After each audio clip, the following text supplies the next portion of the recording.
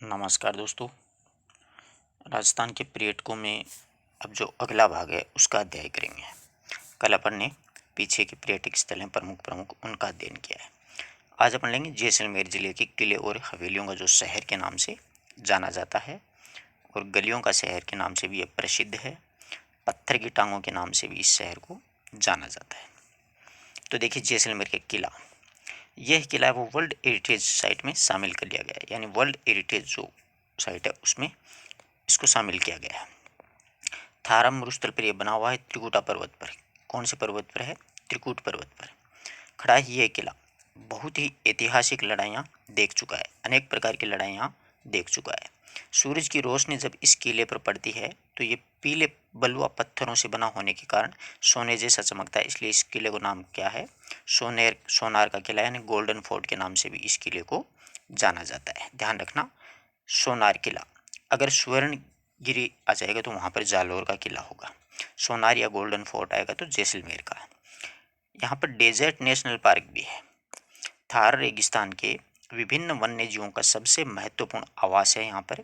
यह पार्क जानवरों की विभिन्न प्रजातियों के लिए जाना जाता है। अनेक प्रकार की जंगली प्रजातियां पाई जाती हैं जानवरों की। काले हिरण है, चिंकारा है, रेगिस्तान में पाई जाने वाली लोमड़ी है, ये सब इस पार्क में विचरण करते हैं।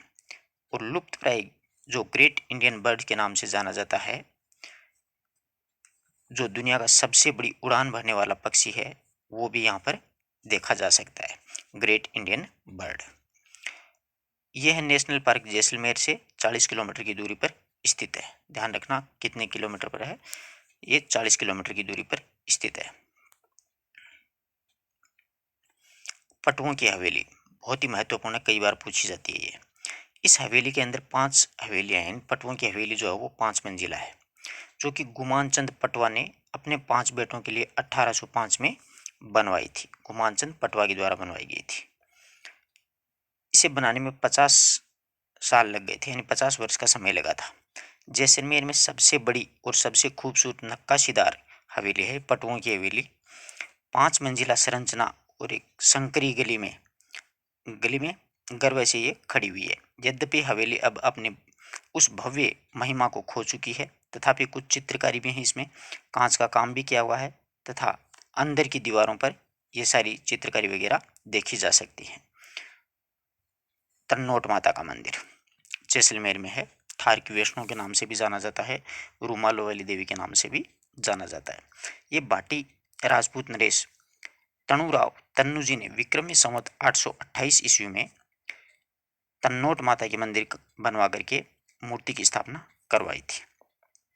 आसपास के सभी गांव के लोग, विशेष करके बीएसएफ के जवान हैं, वो यहाँ पर पूर्ण श्रद्धा के साथ पूजा अर्चना वो करते हैं। जैसलमेर से करीब 120 किलोमीटर दूर तन्नोट माता का ये मंदिर है। तन्नोट माता को देवी हिंगलाज का पुनर्जन्म माना जाता है। हिंगलाज देवी जो हैं वो पाकिस्तान में हैं, उनका ही पुनर्जन्म तन्नोट माता को माना जाता है। बीएसएफ के जवान इस यहाँ पर पूजा अर्चना सेवा पूजा करते हैं।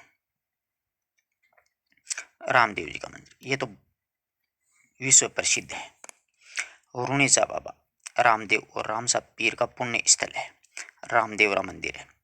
यहाँ पर सभी धर्मों के लोग हैं, वो बड़ी श्रद्धा से पूजा अर्चना करने के लिए आते हैं। रामदेव जी राजस्थान में एकमात्र ऐसे लोक देवता हैं जिनकी छवि घोड़े पर सवार एक राजा के समान दिखाई देती है।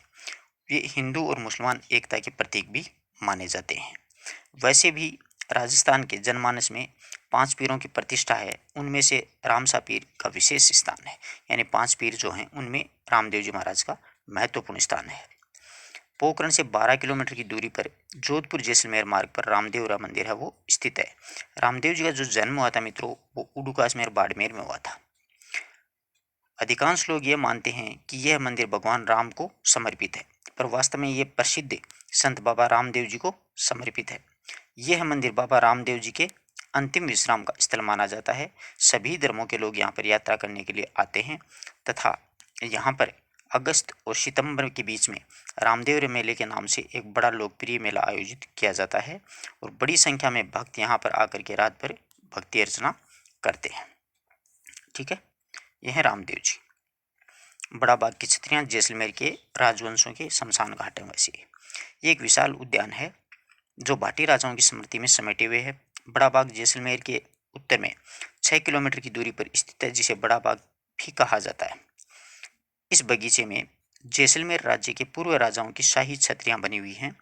उद्यान का स्थान ऐसी जगह पर है जहां से पर्यटकों को सूर्यास्त का अद्भुत दृश्य भी देखने को मिलता है। जैसलमेर के महाराजा जयसिंह द्वितीय ने 1688 से लेकर के 1743 ईस्वी तक यहाँ पर एक बांध भी बनवाया था, जिसके कारण जैसलमेर का काफ़ी हिस्सा हरा भरा हो गया। और उसकी मृत्यु के बाद में 1743 ईस्वी में उनके पुत्र लूणकर्ण ने अपने पिता की छतरी यहाँ पर बनवाई, और उसके बाद में अन्य राजाओं की मृत्यु के बाद में यहाँ पर छतरियाँ वो बनवाई जाने लगी हैं। कई बार पूछा जाता है कि बड़ा बाग की छतरियाँ कहाँ पर हैं, तो जैसलमेर में है। ग्रेनाइट सिटी जालौर को कहते हैं, ध्यान रखना, ग्रेनाइट नगरी। जालौर का किला, यहाँ के किले और महलों में ज़्यादा सजावट देखने को मिलती है। ज़्यादा सजावट यहाँ पर कमी मिलती है, यानी ज़्यादा सजावट नहीं है। यहाँ के सबसे प्रतापी शासक कानड़ देव सोनग्रा हुए थे, जिन्होंने दिल्ली के सुल्तान अलाउद्दीन खिलजी से कई बार दांत खट्टे किए थे। यानी अलाउद्दीन खिलजी और कानड़ देव की लगातार तकरार होती रहती थी, तू मैं में। खिलजी ने कानड़ देव से बदला लेने के लिए कई दांव पेंच लगाए थे, परंतु अंत में कानड़ देव और उसके पुत्र वीरमदेव की वीरता का पर वो कायल हो गया, और शहर का मुख्य आकर्षक जालौर का किला ही है। वास्तुकला का एक ये प्रभावशाली प्रतीक है ये किला।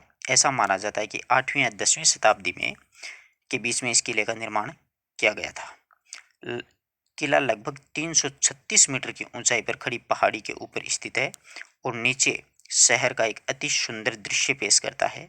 किले की मुख्य विशेषताएं उनकी ऊंची दीवारें और गढ़ हैं। मुख्य विशेषता यही है इस किले की। सुंदा माता का मंदिर बहुत बार पूछा जाता है। सुंदा माता का मंदिर अरावली रेंज में सुंदा पर्वत पर स्थित सुंदा माता का मंदिर है। यह मंदिर समुद्र तल से 1220 मीटर की ऊंचाई पर बनाया गया है। पूरे भारत में भक्तों के द्वारा बहुत ही पवित्र माना जाता है ये। यहाँ पर चामुंडा देवी की प्रतिमा है। मंदिर में सफ़ेद संगमरमर के बने हुए खंभे माउंट आबू के दिलवाड़ा मंदिर की यादें दिलाते हैं। ऐसा लगता है कि देखने में जैसे माउंट आबू के दिलवाड़ा के मंदिर हैं। इस मंदिर में ऐतिहासिक महत्व के कुछ शिलालेख भी हैं, यानी कुछ महत्वपूर्ण शिलालेख भी यहाँ पर लगे हुए हैं। मलिक शाह पीर की दरगाह जालौर में है। जालौर के किले में अलाउद्दीन खिलजी ने जालौर में अपने शासन के दौरान बगदाद के सुल्तान मलिक शाह के सम्मान में यह मस्जिद बनवाई थी।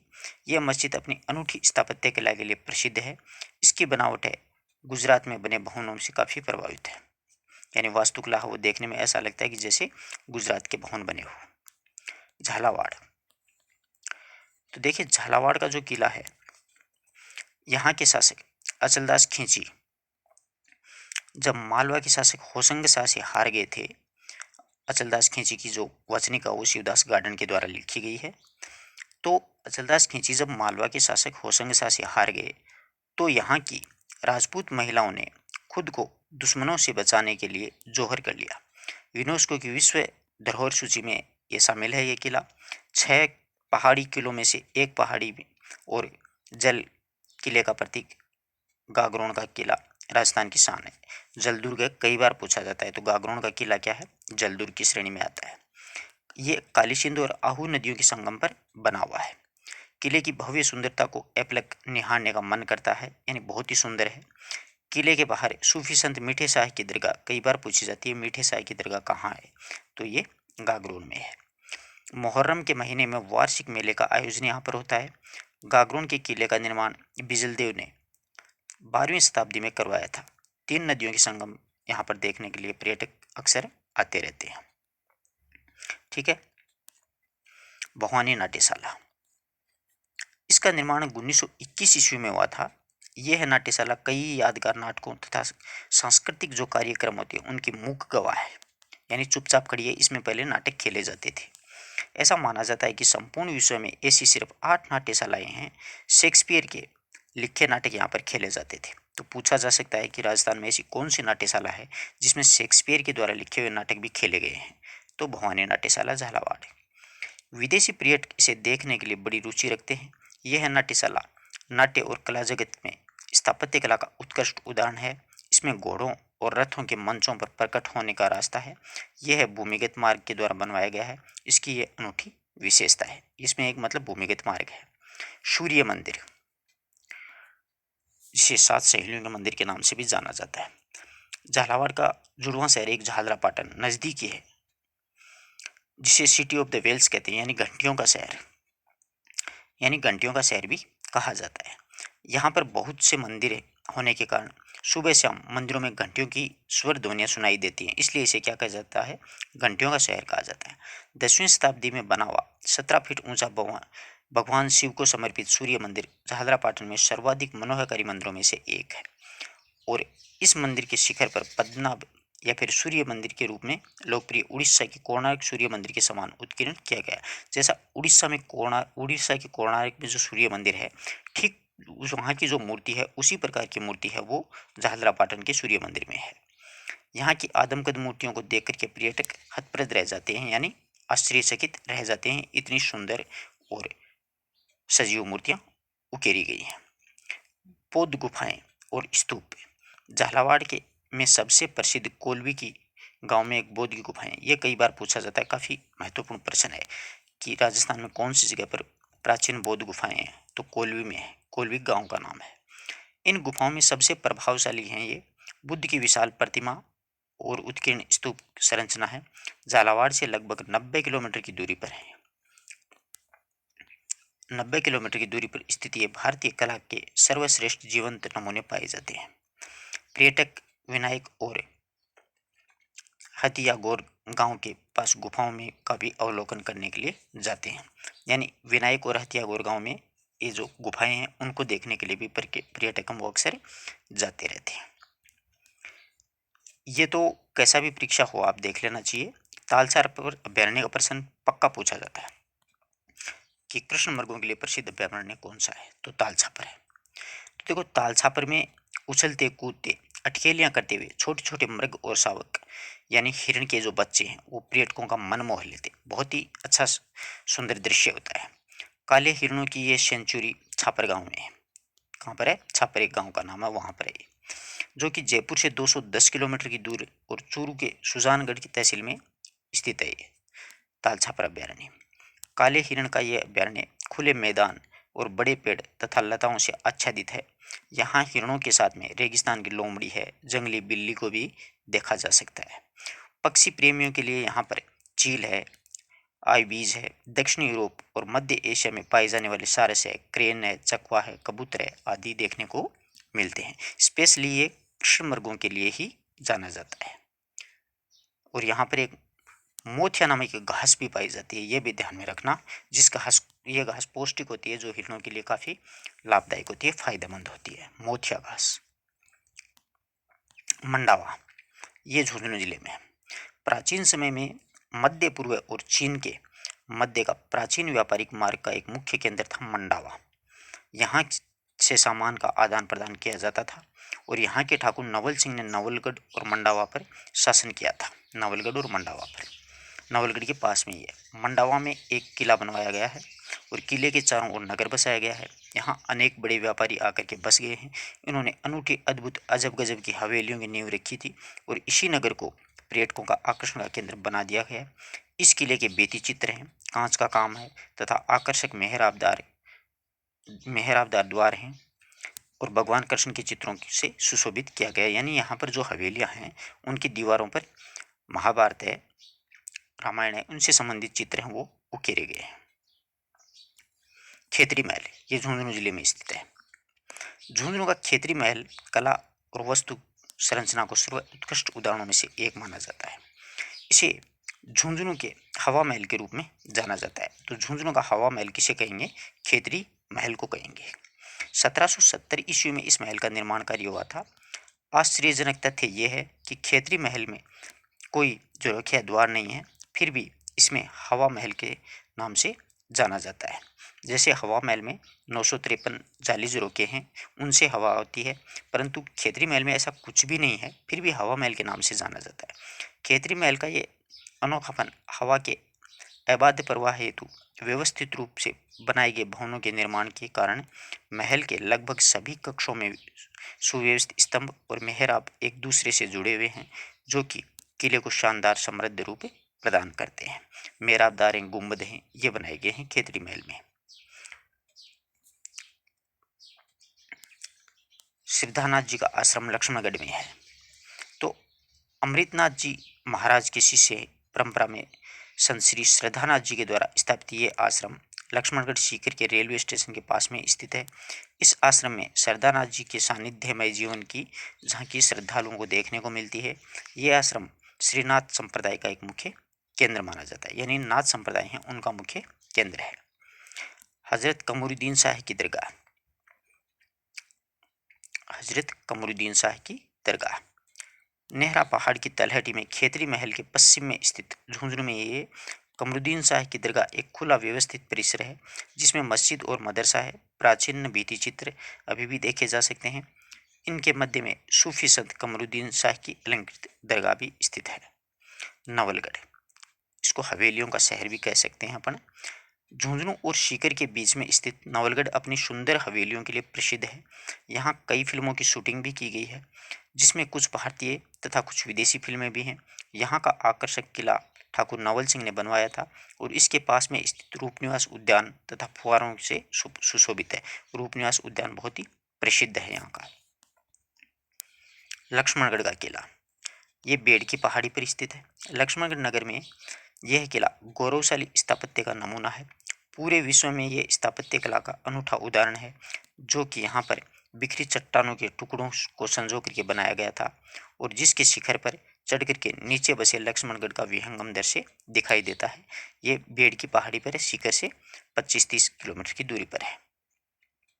फतेहपुर, फतेहपुर शहर कायम खानी नवाब फतेह मोहम्मद ने 1508 ईस्वी में स्थापित करवाया था। इन्होंने 1516 ईस्वी में फतेहपुर के किले का निर्माण करवाया। यह शहर एक समय में सीकर की राजधानी के रूप में भी जाना जाता था। आज फतेहपुर शेखावाटी की लोकप्रिय सांस्कृतिक राजधानी के रूप में जाना जाता है। यहाँ पर अनेक दर्शनीय जगह हैं। इसमें द्वारिकाधीश मंदिर है, सिंघानिया की हवेली है, नंदिनी व लेप्रिंस कल्चर सेंटर है और फतेहचंद की हवेलियाँ हैं और सरस्वती पुस्तकालय भी बहुत ही महत्वपूर्ण है, जो एक बार परीक्षा में पूछा भी गया था। सरस्वती पुस्तकालय है, वो भी फतेहपुर में स्थित है। जोधपुर, जोधपुर में मेहरानगढ़ है। देखिए सबसे महत्वपूर्ण है, चिड़ियाटूप पहाड़ी पे बना गया है, मयूर आकृति का है। आज इस किले की तारीफ पूरी दुनिया में की जाती है। इसका संरक्षण, समृद्धि, मजबूती और जो रख रखाव है वो अतुलनीय है। जोधपुर के क्षितिज पर सुशोभिमान 125 मीटर ऊंची सीधी पहाड़ी पर एक अभेद्य मेहरानगढ़ किला बनवाया गया है। यह ऐतिहासिक किला भारत में सर्वाधिक लोकप्रिय किलों में से एक है। यह इतिहास और किंवदंतियों में सदा जीवित रहा है। मेहरानगढ़ का किला आज भी जयपुर की सेनाओं के द्वारा उनके दूसरे द्वार पर किए गए तोप के हमले की गवाही दे रहा है। जब जयपुर और जोधपुर की सेनाओं में के मध्य संघर्ष हुआ तो जयपुर की सेनाओं ने जो तोपों से गोले दागे थे उनका साक्षी है आज भी।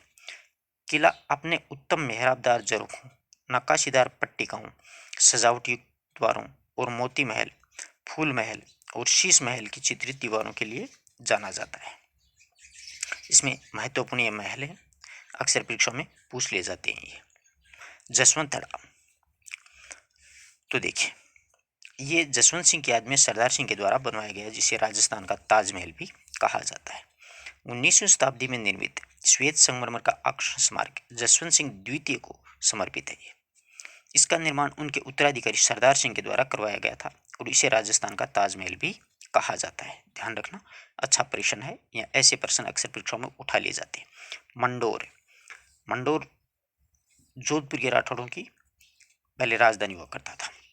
इस स्थान पर प्राचीन नाम क्या था? मांडव्यपुर था। यह पुराने समय में मारवाड़ की राजधानी हुआ करता था। एक किंवदंती के अनुसार रावण का ये ससुराल भी मंडोर में ही था। मंदोदरी यहीं की रहने वाली थी। यहाँ पर सदियों से होली के दूसरे दिन रावण का मेला लगता है। मारवाड़ की प्राचीन राजधानी मंडोर जोधपुर के उत्तर पश्चिम में स्थित है। इस क्षेत्र का अपना एक ऐतिहासिक महत्व है। यहाँ जोधपुर के पूर्व शासकों की स्मारक एवं छतरियाँ तथा राजस्थान स्थापत्य कला से बनी हुई परंपरागत छतरियों की अपेक्षा ये है हिंदू मंदिरों की संरचना पर आधारित है। ठीक है, यहाँ पर हिंदू मंदिरों की परंपरा जैसी होती है वैसी ही यहाँ पर छतरियाँ हैं वो बनाई गई हैं। ये मारवाड़ के राठौड़ों की शमशान स्थली के रूप में जाना जाता है। यहाँ पर उनकी छतरियाँ हैं राजा महाराजाओं की।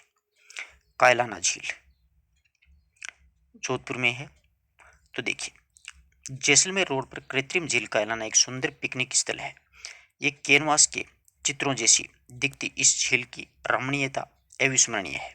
आरटीडीसी के माध्यम से इस झील में विहार हेतु नौकायन सुविधा भी उपलब्ध करवा दी गई है। यानी यहाँ पर अपन नाव से आनंद भी ले सकते हैं, घूम सकते हैं।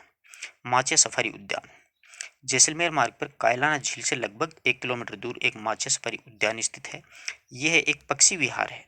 यहाँ पर हिरण, रेगिस्तान की लोमड़ियाँ, विशाल छिपकली, नीलगाय, खरगोश, जंगली बिल्लियाँ, लंगूर, बंदर, कई आदि पशु देख सकते हैं। उद्यान सूर्यास्त के दृश्य के लिए सुविख्यात है। ये बहुत ही सुंदर दिखता है। बालसमंद झील प्रतिहार शासक बालक राव के द्वारा बनवाई गई थी। जोधपुर से लगभग 5 किलोमीटर की दूरी पर जोधपुर मंडोर रोड पर बालसमंद झील स्थित है। इसका निर्माण 1159 ईस्वी में मंडोर के एक जल स्रोत के रूप में किया गया था। बाद में बालसमंद झील के किनारे एक ग्रीष्म महल निर्मित करवा दिया गया था और हरे भरे उद्यानों से घिरा हुआ पशु और पक्षियों जैसे लोमड़ी और मोर भी यहाँ पर पाए जाते हैं। यह झील अब पर्यटकों और स्थानीय लोगों के लिए एक लोकप्रिय पिकनिक स्थल है वो बन गया है, यानी एक उद्योग बना दिया गया है जिस उद्यान में सुबह शाम अड़ोस पड़ोस के लोग हैं वो घूमने आ जाया करते हैं। करौली में कैला देवी का मंदिर, ये भी त्रिकूट पहाड़ी पर है, ध्यान रखना। कैला देवी का मंदिर करौली के बाहर इलाके में लगभग 25 किलोमीटर दूरी में फैला कैला देवी का प्रसिद्ध मंदिर है जो कि त्रिकूट की पहाड़ियों के बीच में कालीसिंध नदी के किनारे बना हुआ है। यह मंदिर देवी के 9 शक्तिपीठों में से एक मानी जाती है। इसकी स्थापना 1100 ईस्वी में की गई थी। ऐसी मान्यता है कि कैला देवी के मंदिर में प्रतिवर्ष हिंदी कैलेंडर के अनुसार चैत्र माह या मार्च अप्रैल में विशाल मेले का आयोजन किया जाता है। यहाँ पर हनुमान जी का मंदिर भी है और जिसे यहाँ के लोग लांगुरिया के नाम से जाना जाते हैं। लांगुरिया गीत कहाँ का प्रसिद्ध? कैला देवी करौली का। ठीक है, और ये जो है कालीशील नदी के किनारे स्थित है, ये भी बात ध्यान रखना। ठीक है, जो कालीसिंध है यहाँ पर। महावीर जी का मंदिर 19वीं सदी में बना हुआ बेजोड़ वास्तुशिल्प की संरचना में महावीर जी का मंदिर करौली में है जो कि एक जैन तीर्थ स्थल है। यहाँ पर प्रत्येक वर्ष में चैत्र शुक्ल पक्ष में 13वें दिन से कृष्ण पक्ष के वैशाख के पहले दिन तक मार्च अप्रैल में एक मेले का आयोजन किया जाता है जिसमें हजारों जैन जो श्रद्धालु हैं वो यहाँ पर आते हैं, महावीर जयंती मनाते हैं। आज 25 अप्रैल को भी महावीर जयंती है, ये भी ध्यान में रखना। यहाँ पर मेला लगता है परंतु कोरोना की वजह से आज वो मेला नहीं है शायद। मेहंदीपुर बालाजी, ये दौसा में है। करौली के पास ही मेहंदीपुर में बालाजी यानी हनुमान जी के मंदिर काफ़ी दूर तक की मान्यता है। मान्यता के अनुसार पागल और बीमार जो लोग यहाँ पर लाए जाते हैं और बालाजी के आशीर्वाद से अधिकतर ठीक होकर के जाते हैं। परंतु ये महेंद्रपुर बालाजी का मंदिर है वो दौसा में है, ये ध्यान में रखना है, करौली में नहीं है। हाँ, बॉर्डर पे है दौसा और करौली के।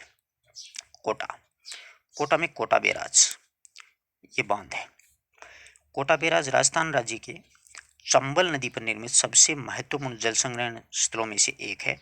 वर्षा ऋतु में इसके सारे बड़े बड़े फाटक हैं, उनके माध्यम से तेज प्रवाह युक्त जलधारा के मनमोहक दृश्य को देखने के लिए पर्यटक लालायित रहते हैं। बैराज के पास में भगवान शिव का कर्णस्वा शिव मंदिर, ये कोटा में ही है, ध्यान रखना, प्रसिद्ध है, दर्शनीय स्थल है। यहाँ पर एक दुर्लभ चौमुखी शिवलिंग भी स्थापित किया गया है। ठीक है, ये प्रसिद्ध है कर्णस्वा का शिव मंदिर कोटा में। मुकुंदरा बाग अभ्यारण्य, ये कोटा और झालावाड़ में है, ध्यान रखना, कई बार पूछा जाता है। कोटा से लगभग 50 किलोमीटर की दूरी पर राउतपाटा मार्ग पर शेलजर तथा कोलीपुरा गिरधारपुरा होते हुए दर्रा गांव तक तथा कोटा से 50 किलोमीटर झालावाड़ की रोड पर दर्रा गांव में कोलीपुरा व शेलझर तक ये अभ्यारण्य वो दर्शनीय अवलोक किया गया है। यानी 50 किलोमीटर तक तो ये कोटा में है और 50 तक ये झालावाड़ में है।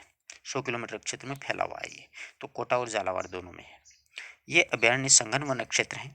यहाँ पर पेंथर हैं, भालू हैं, हिरण हैं, जंगली सुअर, लोमड़ी, शियार, काफ़ी संख्या में देशी तथा प्रवासी पक्षी यहाँ पर देखे जा सकते हैं। जगमहल, कोटा के महाराज दुर्जन साल सिंह के द्वारा उसकी महारानी तथा उदयपुर की राजकुमारी ब्रज कुंवरी ने इस कृत्रिम जलाशय किशोर सागर तथा जग मंदिर का निर्माण करवाया था 1743 से 45 के मध्य। किशोर सागर कोटा शहर के मध्य में स्थित है। यहाँ पर पर्यटकों हेतु power motor boat, jet ski तथा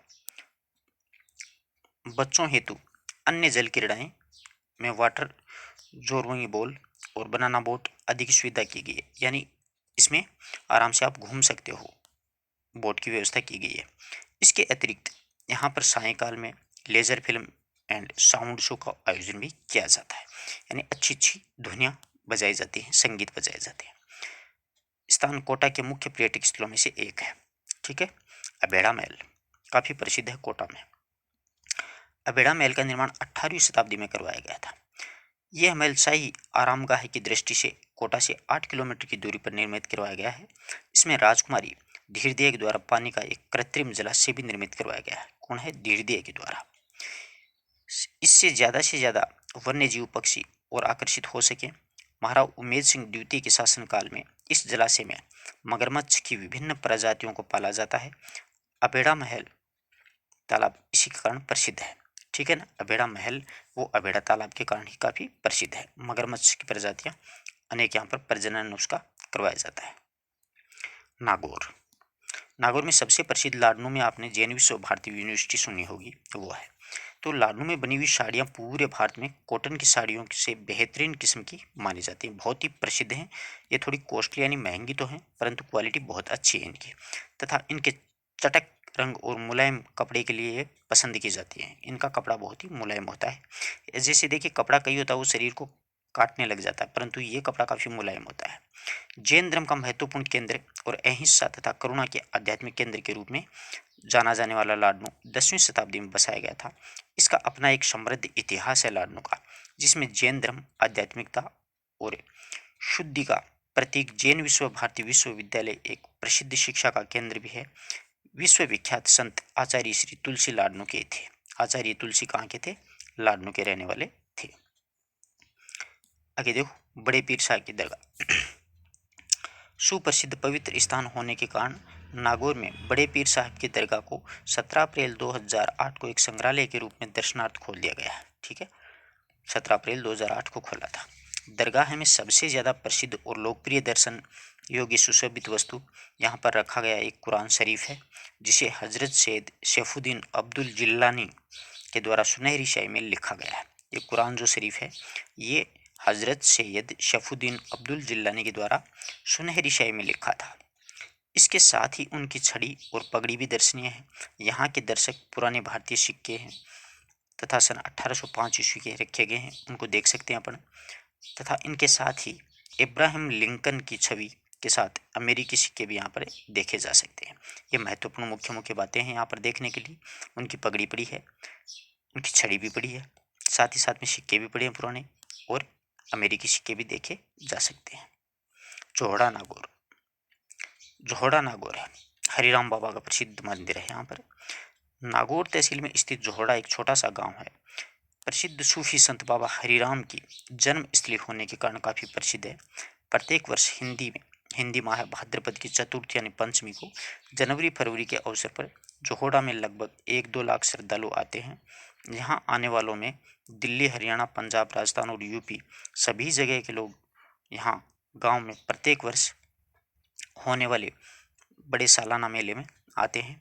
और इस गांव में बाबा हरिराम मंदिर होने के साथ ही संत के जीवन से संबंधित बहुत सारी रमणीय और दर्शन करने योग्य वस्तुएं भी यहाँ पर रखी गई हैं। पाली जिला जैन धर्म के लिए काफ़ी प्रसिद्ध है। रणकपुर के जैन मंदिर जिसमें 1444 खंभे हैं, स्तंभों का वन भी कहा जाता है। तो प्राकृतिक सौंदर्य के बीच में घाटियों से घिरा यह भव्य मंदिर जैन समुदाय के लिए बड़ा तीर्थ स्थल है। हीरे जैसे चमकते और तराशे गए यह मंदिर अलौकिक, अद्भुत और अद्वितीय है। एक जैन व्यापारी के पास में दिव्य दृष्टि होने की मान्यता के बाद में 15वीं शताब्दी में निर्मित रणकपुर जैन मंदिर आदिनाथ को समर्पित है। राज्य के शासक राणा कुंभा ने इस मंदिर के निर्माण को प्रोत्साहन दिया। उल्लेखनीय है कि यह अनेक मंदिरों का एक परिसर है न कि एक मंदिर है। अनेक मंदिरों का परिसर है, न कि एक अकेला मंदिर है रणकपुर का जैन मंदिर। जवाई बांध और रणकपुर का जो जैन मंदिर है वो महाराणा कुंभा के शासनकाल में बनाया गया था। ध्यान रखना, एक धनक शाह श्रेष्ठी था, उसने ये बनवाया था। 1444 स्तंभ खंभे हैं। जवाई बांध, जिसे मारवाड़ का अमृत सरोवर भी कहा जाता है। लूणी की सहायक नदी एक जवाई नदी पर निर्मित जवाई बांध का निर्माण जोधपुर के महाराजा उम्मेद सिंह के शासनकाल में करवाया गया था। पश्चिमी राजस्थान का सबसे बड़ा बांध माना जाता है। जोधपुर शहर और आस पड़ोस के गांवों के लिए पानी की का एक प्राथमिक स्रोत होने के अलावा सदियों से जवाई बांध प्रवासी पक्षियों, तेंदुओं, मगरमच्छों उनके लिए भी स्वर्ग माना जाता है। इसे मारवाड़ का अमृत सरोवर कहते हैं। बीकानेर, सबसे प्रसिद्ध विश्व प्रसिद्ध मंदिर है मां करणी का, बीकानेर के देशनोक में। तो दुनिया भर के चूहों के लिए अपनी पहचान बनाने वाला यह मंदिर बीकानेर से 30 किलोमीटर की दूरी पर देशनोक गांव में पर्यटकों में टेम्पल ऑफ द रेट्स मतलब चूहों का मंदिर के नाम से मशहूर है। एक किंवदंती के अनुसार करणी माता के सौतेले बेटे लक्ष्मण की एक तालाब में डूबने से मृत्यु हो गई थी। करणी माता ने यमराज से उन्होंने जीवित करने की प्रार्थना की थी। यमराज ने मना कर दिया। फिर इस शर्त मान गए कि उस दिन के बाद में लक्ष्मण तथा करणी माता के वंशज चूहे के रूप में जिंदा रहेंगे, यानी या तो इंसान रहेंगे, इंसान से मृत्यु होगी तो वो चूहा बन जाएंगे। हजारों चूहों को पवित्र मान करके मंदिर में भक्त लोग लड्डू व दूध और बड़ी परातों में चढ़ाते हैं। उन्हें चूहे खाते और पीते हैं। गर्भगृह में करणी माता की मूर्ति स्थापित की गई है। करणी माता के मंदिर के द्वार सफेद संगमरमर से बना एक सुंदर संरचना में बनाया गया है। दूर दूर से पर्यटक इस मंदिर को देखने के लिए आते हैं। नए जो दूल्हा और दुल्हन है वो माता का आशीर्वाद लेने के लिए भी यहाँ पर आते हैं। राजस्थान अभिलेखागार बीकानेर में है। शिक्षाविद और शोधकर्ताओं का यहाँ पर जमावड़ा रहता है। ये संरक्षित प्राचीन प्रशासनिक रिकॉर्ड जो कि मुगल काल के समय में भी इसमें अरबी और फारसी के फरमान है, निशान है और हस्तलिखित ग्रंथ भी शामिल है। इस अभिलेखों में संरक्षित व सुरक्षित रखे गए हैं। राजस्थान के लगभग सभी रियासतों के शासनकाल के दौरान किए गए कार्यों का, जारी किए गए आदेशों का रिकॉर्ड भी यहाँ पर मिल सकते हैं। बीकानेर के अभिलेखागार अत्यंत ही साधारण और महत्वपूर्ण, बहुत ही महत्वपूर्ण है ये। इसमें अनेक प्रकार के जो रिकॉर्ड हैं वो सुरक्षित रखे गए हैं। जूनागढ़ का किला राय सिंह ने बनवाया था। इस किले में कोई भी शत्रु नहीं जीत पाया। सन 1528 ईस्वी में सम्राट अकबर के सबसे प्रतिष्ठित सूबेदार महाराजा राय सिंह के द्वारा बनवाया गया था। यह किला पर्यटकों के लिए आकर्षक का मुख्य केंद्र रहा है।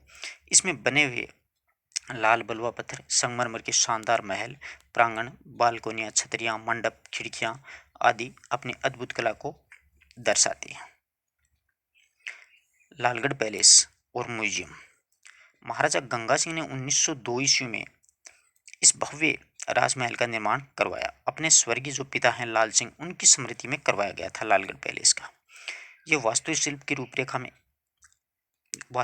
रूपरेखा की अवधारणा एक अंग्रेज वास्तुविद सर स्वीटन जेकब के द्वारा बनाई गई थी। यानी इसका जो नक्शा बनाया गया है लालगढ़ पैलेस का, वो एक अंग्रेज वास्तुविद था, उसने बनवाया था, सर स्टीवन जेकब के द्वारा। यह महल पूरी तरह से लाल बलुआ पत्थरों से निर्मित किया गया है तथा राजपूताना, इस्लामी तथा यूरोपीय वास्तुकला के मिश्रण में इस मूर्त रूप प्रदान किया गया है इसे। और वर्तमान में इस पैलेस को हेरिटेज होटल में परिवर्तित कर दिया गया है। कुछ हिस्सा बीकानेर के राज परिवार के निवास के रूप में काम में लिया जाता है। इसी पैलेस के एक हिस्से में श्री शार्दुल म्यूजियम भी सुरक्षित रखा गया है।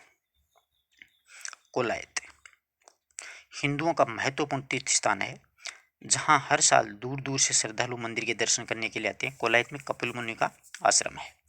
कोलायत एक पवित्र झील है जो कि बीकानेर से करीब 50 किलोमीटर की दूरी पर यहाँ का इतिहास सांख्य दर्शन के प्रणेता कपिल मुनि हैं, उनकी कहानी सुनाता है, जो इस जगह में शांतिपूर्ण वातावरण में इतने अभिभूत हो गए थे कि उन्होंने अपने उत्तर पश्चिम की यात्रा के बीच में, उत्तर पश्चिम जो यात्रा करने चाह रहे थे उसको बीच में रोक दिया और संसार के चक्कर से मुक्ति पाने के लिए यहाँ पर तपस्या करने लगे। और यहाँ पर स्थित मंदिर, घाट और पवित्र झील भक्तों को आमंत्रित करती है। और कोलायत झील है उसको शुद्ध दर्पण धाम की संज्ञा भी दी गई है। यानी पूर्णिमा की जो रात होती है उसमें एक दर्पण के समान चमकती हुई नजर आती है, बहुत ही अच्छी है। कतरियासर जसनाथ जी संप्रदाय का मुख्य केंद्र है। जयपुर रोड पर इस गांव का ग्रामीण और सांस्कृतिक जीवन बड़ा समृद्ध है। कतरियासर में बालू के रेत के टीले और उन पर ढलती शाम की सूरज की रोशनी देखकर ऐसे लगता है कि पूरी धरती पर सोना बिखर पड़ा है। यहाँ के पर्यटक भारी संख्या में आते हैं। रेत के धरों पर जसनाथ जी के अग्नि नृत्य काफी प्रसिद्ध है। अग्नि नृत्य ध्यान रखना, देख करके मंत्रमुग्ध हो जाते हैं। यहाँ पर रेगिस्तानी लोमड़ी, खरगोश, चिंकारा, मोर, तीतर, बटेर और चकोर के झुंड दिखाई देते हैं। बीकानेर से 45 किलोमीटर की दूरी पर कतरियासर एक साफ सुथरा और समृद्ध गांव है। तो अग्नि नृत्य कई बार पूछा जाता है, ध्यान रखना इस बात का। राष्ट्रीय मरु उष्ण अनुसंधान केंद्र ये बीकानेर में काफी प्रसिद्ध है। एशिया का अपनी तरह का एकमात्र केंद्र जहां पर ऊंटों का रख रखाव, उन पर अनुसंधान और प्रजनन संबंधी कार्य संपन्न होते हैं। शहर से 8 किलोमीटर दूर यह केंद्र 2000 एकड़ से अधिक भूमि में बना हुआ है। इसका संचालन भारत सरकार के द्वारा किया जाता है। ध्यान रखना, राष्ट्रीय उष्ण अनुसंधान केंद्र बीकानेर में है। राजसमंद बहुत ही प्रसिद्ध है। कुंभलगढ़ का प्रश्न हर एग्जाम में पूछा जाता है।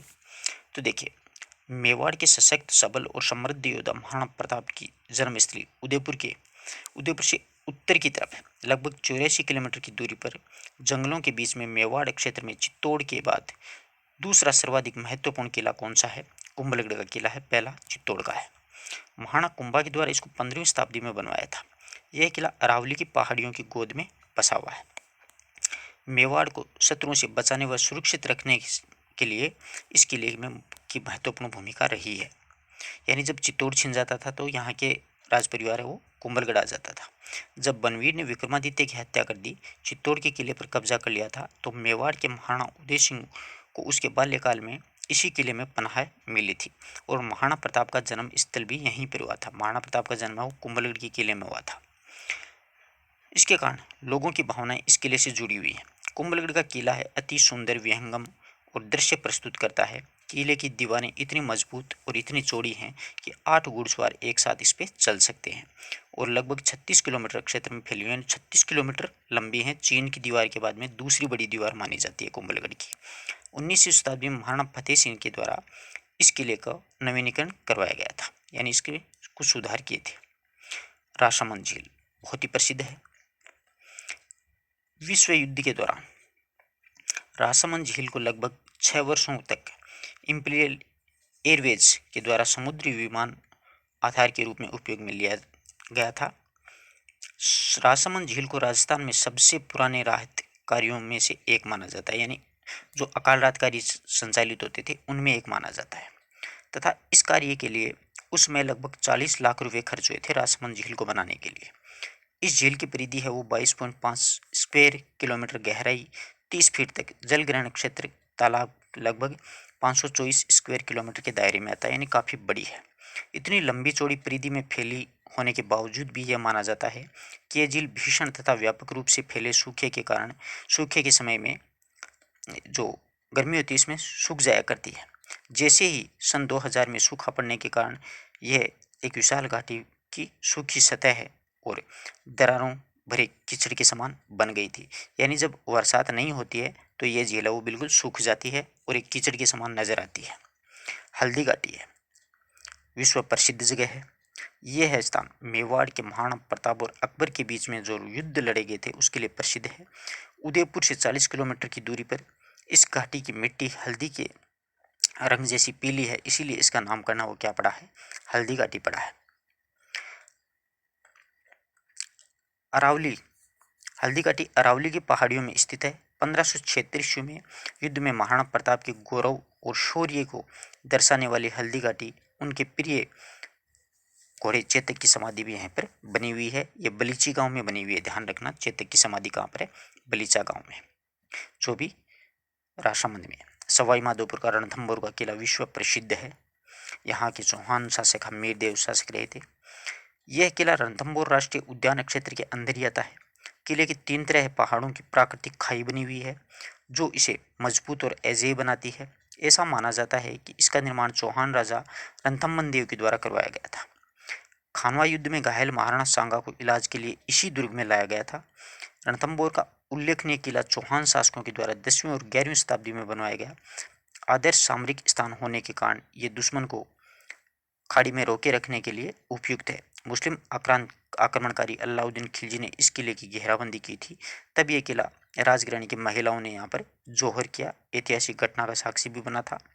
और किले की विशेषता है, यहाँ पर मंदिर है, जलाशय है, विशाल द्वार है, सुदृढ़ प्राचीर हैं आदि दिखाई देते हैं। हमीरदेव चौहान के समय में अलाउद्दीन खिलजी ने आक्रमण किया था, तो उनकी पत्नी ने यहाँ पर जलजोर किया था पद्मला तालाब में। ठीक है, राजस्थान का एकमात्र जलजोर था ये। सिरोही गुरु शिखर, जो कि राजस्थान की सबसे ऊंची चोटी है। अरावली की पहाड़ियों में सबसे ऊंचा शिखर गुरु शिखर की चोटी है। आध्यात्मिक पुराणों तत्व के साथ ही 1722 मीटर समुद्र तल से ऊपर गुरु शिखर से माउंट आबू का विहंगम दृश्य देखने के लिए प्रकृति की जो छटा निहारने के लिए गुरु शिखर की यात्रा अनुपम है। यानी गुरु शिखर पर अपन चढ़ के देखेंगे तो माउंट आबू का विहंगम दृश्य बहुत ही मनोरम लगेगा। गुरु शिखर पर चढ़ने से पहले भगवान दत्तात्रेय का मंदिर दिखाई देता है। यहाँ पर भगवान दत्तात्रेय ने तपस्या की थी। इसके लिए माना जाता है कि भगवान ब्रह्मा, विष्णु और महेश ने ऋषि अत्रेय और उसकी पत्नी अनुसुईया को दत्तात्रेय के रूप में एक पुत्र प्रदान किया था। और वैष्णव समुदाय के लिए यह एक प्रसिद्ध तीर्थस्थल के रूप में माना जाता है। भगवान ब्रह्मा, विष्णु और महेश थे। उन्होंने ऋषि अत्रि और उसकी पत्नी थी अनुसुईया, उनको एक दत्तात्रेय के रूप में पुत्र की प्राप्ति हुई थी। दिलवाड़ा की जैन मंदिर बहुत ही प्रसिद्ध है। देखिए, दिलवाड़ा के जैन मंदिर पूरे विश्व में माउंट आबू के जैन मंदिरों का तीर्थ यात्रा महत्वपूर्ण मानी जाती है। बाहर से साधारण सा दिखने वाला यह मंदिर भीतर पहुंचने पर पर्यटकों को अद्वितीय वास्तुशिल्प और उसमें कई पत्थरों की शानदार नक्काशी से अचंभित कर देता है। इसके अतिरिक्त सज्जा से कलाकारों की बेहतरीन कारीगरी दिखाई पड़ती है। इस मंदिर को 12वीं-13वीं शताब्दी में बनाया गया था तथा इसकी छतों पर मेहराबों और खंभों पर की गई कारीगरी को देख करके पर्यटक ठगे से रह गए थे। दिलवाड़ा के मंदिरों की अपरिभाषित सुंदरता और मंदिरों के आसपास के हरियाली, भरपूर शांति का वातावरण लाजवाब नजर आता है। निक्की झील बहुत प्रसिद्ध है। माउंट आबू के मध्य में स्थित निक्की झील भारत की पहली मानव निर्मित झील मानी जाती है। लगभग 80 फुट गहरी तथा 1 से 1.4 मील चौड़ी झील को देखे बिना माउंट आबू की यात्रा पूरी नहीं मानी जाती है।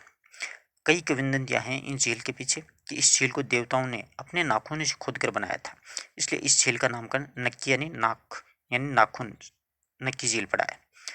इसी झील के पास में 1948 में स्वर्गीय महात्मा गांधी की अस्थियों का एक अंश भी प्रवाहित किया गया था।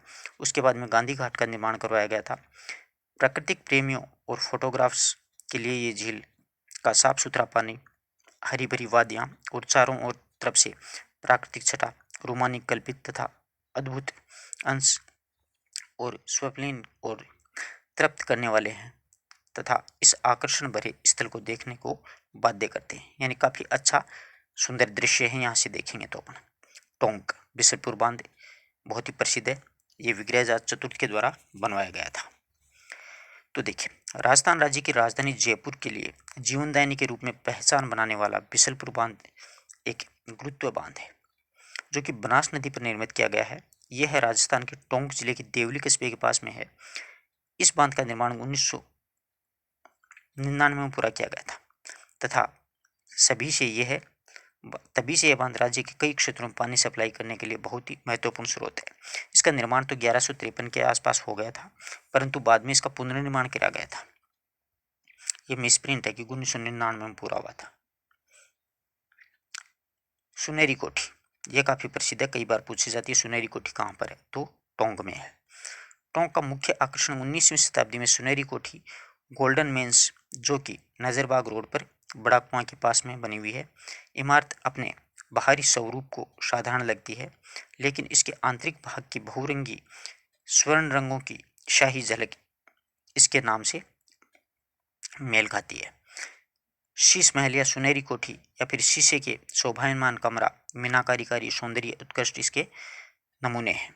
अद्भुत ग्लास और फूलों से अलंकरण की कारीगरी मंत्रमुग्ध करती है। 17 मार्च 1996 को राजस्थान सरकार के द्वारा सुनहरी कोठी को एक महत्वपूर्ण ऐतिहासिक स्मारक के रूप में घोषित कर दिया गया है। ठीक है। डिगी कल्याण जी का मंदिर, ये 5600 वर्ष पूर्व सबसे पुराना पूजनीय हिंदू मंदिरों में से एक डिगी कल्याण जी का मंदिर है। भगवान विष्णु के अवतार श्री कल्याण जी को माना जाता है। पूरे देश के लोग यहाँ पर अपने दुखों से मुक्ति प्राप्त करने और देवताओं के आशीर्वाद के लिए आते हैं। प्राचीन काल में शिल्प कौशल की गवाही देता है यह मंदिर टोंक से लगभग 60 किलोमीटर की दूरी पर स्थित है। मंदिर का भव्य शिखर 16 स्तंभों पर आधारित है, 16 स्तंभों पर बना हुआ है। गंगानगर राजस्थान का अन्नागार कई बार पूछा जाता है, अन्न भंडार। तो बुड्ढा जोड़ा गुरुद्वारा ये गंगानगर में स्थित है। गुरुद्वारे का निर्माण 1954 में बाबा फतेह सिंह की देखरेख में हुआ था। यहाँ हर माह की अमावस्या को मेला लगता है। ऐसा कहा जाता है कि जत्थेदार बुड्ढा सिंह की प्रेरणा से अधर्मी मशारंग का सिर काट करके इस गुरुद्वारे में लाया गया था और इसी कारण गुरुद्वारे को बुड्ढा जोड़ा कहा जाता है। पता चला कि गुरुद्वारे को बुड्ढा जोड़ा क्यों कहा जाता है कि जत्थेदार बुड्ढा सिंह की प्रेरणा से अधर्मी एक मशारंग था, उसका सर काट करके लाया गया था। इस कारण गुरुद्वारे को बुड्ढा जोड़ा कहा जाता है। हिंदूमल कोट ये राजस्थान का उत्तरी छोर है। गंगानगर में स्थित हिंदूमल कोट सीमा भारत पाकिस्तान को अलग करती है यहाँ पर। और बीकानेर के दीवान हिंदूमल के समान बीकानेर के दीवान थे हिंदूमल, उसके सम्मान में नामित यह सीमा के पास में स्थित पर्यटक आकर्षकों में से एक है, पर्यटकों को आकर्षित करता है। और सीमा श्री गंगानगर से 25 किलोमीटर दूर स्थित और यह प्रतिदिन प्रातः 10 बजे से लेकर 5:30 बजे तक पर्यटकों के लिए खुली रहती है, यानी पर्यटक आराम से देख सकते हैं। झीलों की नगरी सबसे महत्वपूर्ण है। हर परीक्षा में 2 या 3 प्रश्न पूछे जाते हैं इस पाठ में से, इस उदयपुर में से। पिछोला झील का था सबसे पहले। तो देखो पिछोला झील का सौंदर्य ढलती शाम के समय में सूर्य की लालिमा में सोने पर तरह दमकता पिछोला गांव के कारण झील को पिछोला नाम दिया गया है। जगनिवास और जगमंदिर द्वीप इस झील में स्थित है। झील के पूर्वी किनारे पर सिटी पैलेस है। सूर्यास्त होने पर झील में नाव की सवारी, झील और सिटी पैलेस का मनमोहक दृश्य पर्यटकों को आकर्षित वो करता है।